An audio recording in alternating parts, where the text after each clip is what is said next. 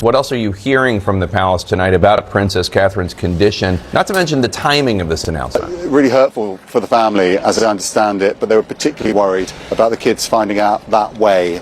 Have lots of news coverage whilst they were at school with all the other kids speaking to their kids, so they wanted to wait until they had left school. We have to assume that there are some cancer cells that are still remaining, so we're giving chemotherapy. But it sounds like it's obviously something that they're being aggressive about and that they have had concern about for. Hello everyone, and welcome back to the channel, where the royal family's most closely guarded truths always find a way of surfacing, no matter how carefully the palace tries to tuck them out of sight. If you've been following the latest royal buzz, then you'll know today's story isn't just another casual outing. It's a moment that has set royal watchers, tabloids, and social media ablaze with questions. We're diving into Prince William and Princess Catherine's recent visit to London's Natural History Museum, a trip that on paper looked like the perfect back-to-work engagement after their summer break. But as we know, nothing involving the Prince and Princess of Wales is ever as simple as it seems. What began as a rainy day public appearance quickly spiraled into a global conversation about Catherine's health, her strikingly different appearance, and even a rare emotional disclosure from Prince William himself. By the end of this, you'll see why this ordinary museum stop has been described as a tipping point for the monarchy itself. So before we unpack the twists and turns, don't forget to hit that like button and subscribe, so you'll always be the first to catch these deep dives into the unfolding royal saga. It was a drizzly September morning in 2025 when William and Catherine stepped out for their first official appearance after a quiet summer retreat at Windsor. The outing was designed to highlight the reopening of the Natural History Museum's gardens, a project close to their hearts, emphasizing biodiversity, children's education, and climate awareness. The scene was classic royal charm. Umbrellas in hand, William and Catherine smiled warmly as they greeted children, exchanged polite words with staff, and admired the museum's lush outdoor spaces. Photographers captured candid shots of Catherine kneeling beside young eco-activists, William laughing with volunteers, and the pair strolling side by side beneath a grey London sky. At first glance, it was everything we expect from the royal couple: polished, relatable, and dutiful. A picture-perfect start to what should have been a positive return to the public stage. But eagle-eyed observers were quick to notice something unusual, something that turned this routine engagement into one of the most scrutinized moments of Catherine's royal life. What caught everyone's attention wasn't Catherine's elegant coat, her graceful demeanor, or even the rain that dripped from the umbrellas overhead. It was her hair. Catherine debuted a noticeably longer, brighter blonde style, a look that immediately sparked chatter online. Fans and critics alike began dissecting every strand. Was this a bold post-summer refresh, or something more deliberate? Social media lit up within minutes. Side-by-side comparisons of Catherine's hair from earlier in the year versus her museum appearance showed striking differences. The new look was fuller, shinier, and carried a kind of perfection that felt almost too perfect. Then came the moment that changed everything. A gust of wind blew through London, lifting strands of Catherine's hair ever so slightly. In that split second, photographers caught an image that seemed to suggest her hair wasn't sitting quite right. Not messy, not unkempt, but oddly askew, as though revealing a carefully hidden secret beneath. That single photograph, shared thousands of times across social media, fueled a wildfire of speculation. Was Catherine wearing a wig, extensions, or was this the natural regrowth of someone still recovering from a very public health battle? To understand why Catherine's hair became a headline story, we need to rewind to 2024, when she shocked the world with a video announcement revealing her cancer diagnosis and the start of preventive chemotherapy. The princess's candid message was filmed outdoors, seated quietly on a bench, speaking directly to the camera with a mix of vulnerability and resolve. She spoke not only about her own journey, but about protecting her young family, Prince George, Princess Charlotte, and Prince Louis, from the storm that was about to unfold. The months that followed were some of the most difficult of Catherine's public life. Chemotherapy, as many know, often leads to hair thinning or loss, and Catherine quietly stepped back from many engagements, fueling endless whispers about her condition. By early 2025, she declared she was in remission, a moment celebrated across the globe. But anyone who has been through or witnessed a cancer recovery knows the process doesn't end with remission. Healing takes time, and the physical toll lingers long after the announcement of victory. This is why the Natural History Museum visit hit differently. Catherine's longer, fuller hairstyle looked radiant, but it also raised the question, was this her natural hair returning, or the careful work of professionals helping her navigate the aftermath of treatment. Just as the rumors reached fever pitch, along came an unexpected voice adding fuel to the fire: Lisa Richards, founder of the luxury hair extension brand RPZL. In an interview, Richards revealed that Catherine has, at some point, used her company's products. These aren't cheap clip-ins. They range from $69 to $1,700 and are meticulously designed to blend seamlessly with natural hair. RPZL counts celebrities like Gigi Hadid among its clientele, and their extensions are renowned for being virtually undetectable. Richards didn't confirm whether Catherine was wearing them at the museum visit specifically, but the timing of her comments, just as that windblown photo was making headlines, was explosive. Suddenly, the whispers weren't just idle gossip, they had a basis in reality. If Catherine did use extensions, it would be completely understandable. Many women recovering from chemotherapy rely on wigs, extensions, or other hair-enhancing products to restore confidence.